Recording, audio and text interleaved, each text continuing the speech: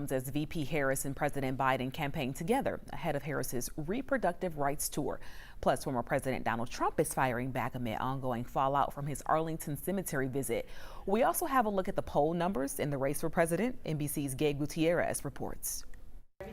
This morning, with just 64 days until the election, the Harris campaign is ramping up a battleground blitz, including a rare joint event with President Biden later today in Pennsylvania after a stop in Michigan.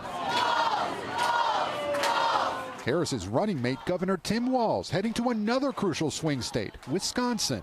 Recent polling shows Vice President Harris doing better than former President Trump nationally and in key battlegrounds by a handful of points, but within the margin of error. Compare that with polling that mostly showed Trump with a narrow edge before Biden's departure from the race. But still, Harris has not seen much of a polling bump from the Democratic National Convention.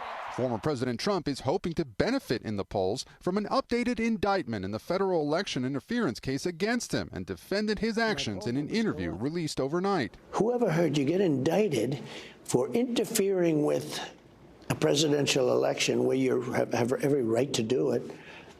You get indicted and your poll numbers go up. Harris now on offense, slamming Trump for disrespecting sacred ground, all for the sake of a political stunt. Her first time weighing in on the controversy over the former president's visit to Arlington National Cemetery. The Trump campaign posted this highlight video on TikTok, showing him laying a wreath in honor of the service members killed during the chaotic military withdrawal from Afghanistan. A cemetery spokesperson said federal law prohibits campaign-related activities there. But the former president posting a series of videos from Gold Star families criticizing the Biden administration. You couldn't be bothered to be with us or even say our kids' names.